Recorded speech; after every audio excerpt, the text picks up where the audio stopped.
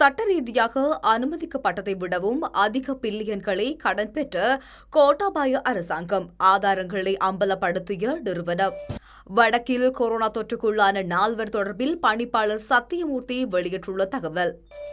அமெரிக்க பாதுகாப்பு செயலாளர் தொலைபேசி மூலம் கோட்டாபாயவிடம் வழங்கிய உத்தரவாதம். கூட்டமைப்பின் நேசக்கரம் எமக்கு இப்போது பலம், தமிழரின் பிரச்சினைகளுக்கு தீர்வு என்கின்றார் மஹிந்த. ஈரானில் சக்தி வாய்ந்த நிலநடுக்கம். வடகொரியாவிலிருந்து சீனாவுக்கு தகவல் அனுப்பிய கிம் ஜாங் உன். 45 புலம்பெயர்ந்தோரை மலையுச்சியிலிருந்து ஆற்றில் தள்ளி படுகொலை செய்த காவலர்கள். சட்டமன்ற உறுப்பினர் வேதனை. ஜெர்மன் ஹோட்டலில் 20 அழகிகளுடன் ஊரடங்கை செலவிடும் தாய்லாந்து மன்னர்.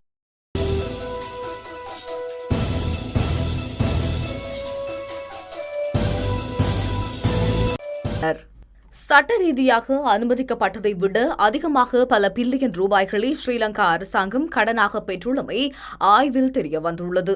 இந்த ஆண்டின் இறுதி 4 மாதங்களில் மாத்திரம் 12,000 கோடிகளை அரசு கடனாக பெற்றுள்ளதாக இலங்கையில் பொருளாதார நெருக்கடியின் தீவிரத்தை வெளிக்காட்டும் வகையில் தலைநகரை மையமாக கொண்டு செயற்படும் ஆராய்ச்சி நிறுவனம் வெளியிட்டுள்ள சமீபத்திய புள்ளி விவரங்களினூடாக தெரியவந்துள்ளது.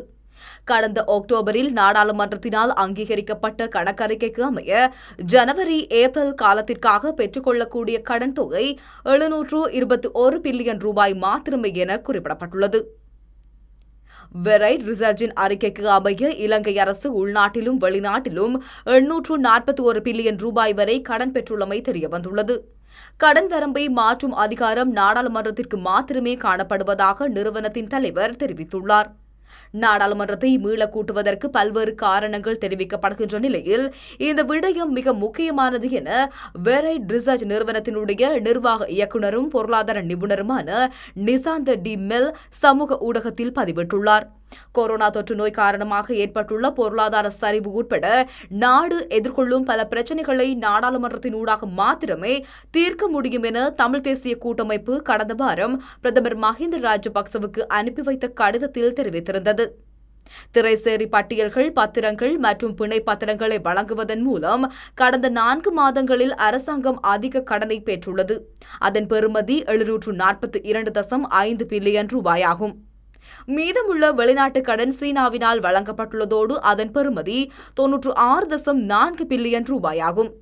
கடனில் இருந்து தப்பிக்க அரச ஊழியர்களின் சம்பளத்தை வழங்குமாறு ஜனாதிபதியின் செயலாளர் கோரிக்கை விடுத்து மறுதினமே வெரைட் ரிசர்ச் இந்த தகவலை வெளியிடப்பட்டுள்ளதும் குறிப்பிடத்தக்கது. கொரோனா வைரஸ் தொற்றுக்குள்ளான வடபகுதியைச் சேர்ந்த மேலும் 4 பேர் முழுமையாக குணமடைந்துள்ளனர் என்று யாழ் போதனா வைத்தியசாலை பணிப்பாளர் வைத்திய சத்தியமூர்த்தி தெரிவித்துள்ளார். ரணவில வைத்தியசாலையில் சிகிச்சை பெற்று வந்த நிலையில் குணமடைந்த 4 பேரும் இன்று தத்தமது வீடுகளுக்கு வந்து சேர்வார்கள் என்றும் அவர் மேலும் தெரிவித்துள்ளார். வடக்கு மாகாணத்தினைச் சேர்ந்த 17 பேர் கொரோனா வைரஸ் தொற்றுக்கு உள்ளான நிலையில் சிகிச்சைக்காக நாட்டில் உள்ள கொரோனா சிறப்பு வைத்தியசாலைக்கு அனுப்பி வைக்கப்பட்டனர். அவர்களின் ஏற்கனவே 10 பேர் முழுமையாக குணமடைந்து வீடுகளுக்கு அனுப்பி வைக்கப்பட்டிருந்தனர். இந்த நிலையில் மேலும் 4 பேர் தற்போது முழுமையாக குணமடைந்துள்ளனர். அவர்கள் இன்று வீடுகளுக்கு அனுப்பி வைக்கப்பட்டார்கள்.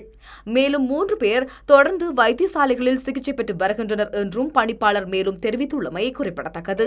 இலங்கைக்கு உதவிகளை வழங்க தயார் என அமெரிக்க பாதுகாப்பு செயலாளர் ரோபர்ட் சார்லஸ் இலங்கை ஜனாதிபதி கோட்டாபாயவிடம் தெரிவித்துள்ளார்.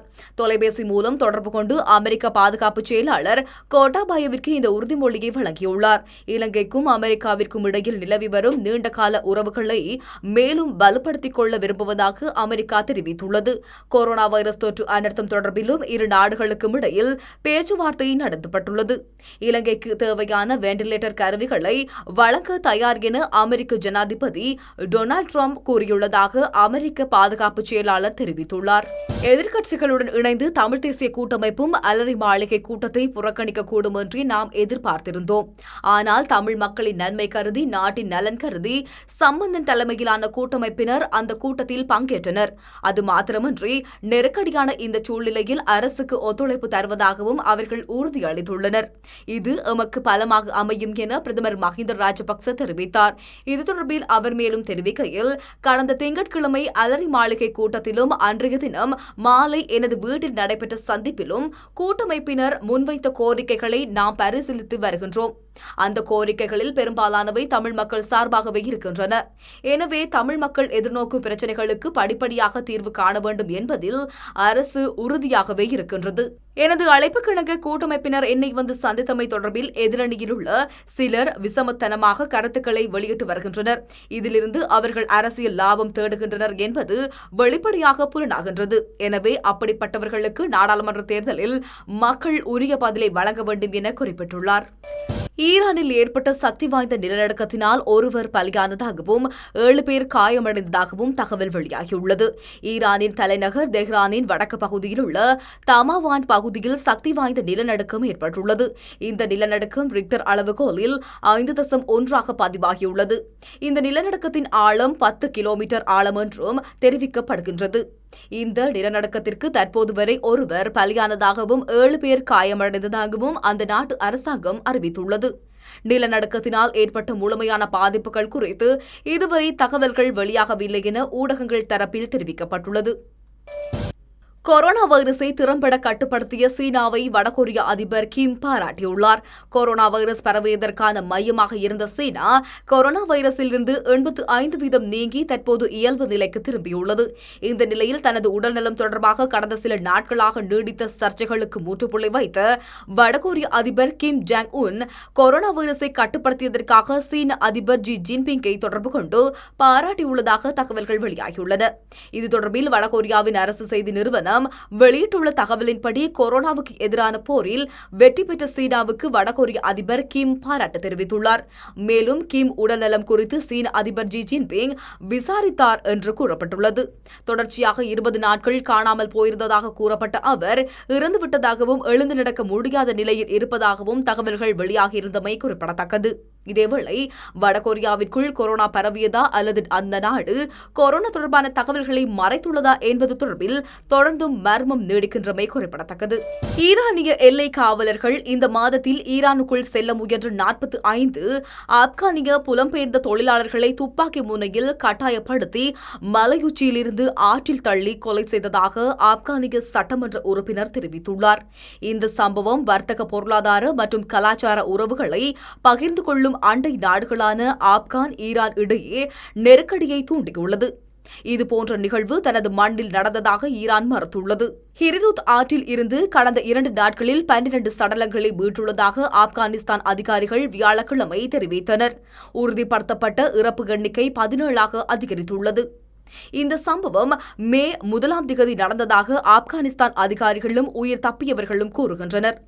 ஹெராட்டில் இருந்து ஈரானுக்குள் நுழைய முயன்ற 57 பேர் கொண்ட குழு ஈரானிய எல்லை காவலர்களினால் சிறைபிடிக்கப்பட்டதாக ஆப்கானிஸ்தான் மேற்கு ஹெராத் மாகாணத்தைச் சேர்ந்த சட்டமன்ற உறுப்பினர் ஹிபுபிர் ரஹ்மான் பித்ராம் தெரிவித்தார். இந்த தொழிலாளர்கள் ஈரானிய படைகளினால் காவலில் வைக்கப்பட்டனர் என்றும் 24 மணி நேரத்திற்கு பிறகு ஆப்கானிஸ்தான் தொழிலாளர்கள் ஆற்றின் கரையில் கொண்டுவரப்பட்டு தாக்கப்பட்டனர் என்றும் மற்றும் ஆப்கானிஸ்தானுக்கு திரும்பிச் செல்ல ஆற்றில் குதிக்க உத்தரவிட்டனர் என்றும் அவர் கூறினார். பின்னர் நீந்தக்கூடியவர்கள் ஆழமான வேகமாக ஓடும் மலை நீரோட்டத்தில் குதித்தனர்.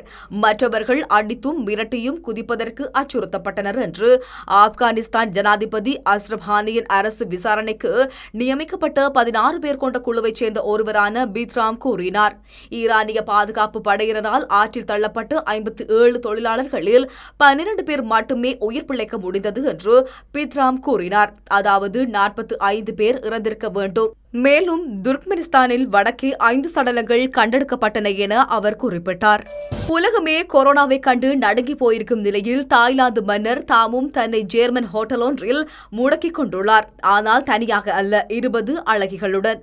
விருப்பப்பட்ட பெண்களையெல்லாம் மனைவியாகவும் காதலியாகவும் வைத்துக் கொள்ளும் குணம் கொண்ட தாய்லாந்து மன்னர் ஊரடங்கை செலவிடுவதற்காக ஜெர்மன் ஹோட்டல் ஒன்றில் தங்கியுள்ளார். அவர் அங்குள்ள ஹோட்டல் ஒன்றில் 4வது தளம் முழுவதையுமே தனக்காக முன்பதிவு செய்து கொண்டுள்ளதாக கூறப்படுகின்றது. பிரித்தானியாவின் சிறப்பு படை போன்று சீருடை அணிந்த ஒரு கூட்டம் பாலியல் வீரர்கள் அவருடன் இருக்கின்றார்களாம். அத்துடன் அந்த ஹோட்டலில் மன்னரும் அழகிகளும் தனித்திருக்கும் உல்லாச அறை ஒன்றும் உள்ளதாம். இதிலே மன்னருடன் நேரம் செலவிட பெண்கள் போட்டியிடுவதும், ஏனென்றால் அதற்காக அவர்களுக்கும் அவர்களது குடும்பத்தினருக்கும் பெரும் தொகை அளிக்கப்படுகின்றது.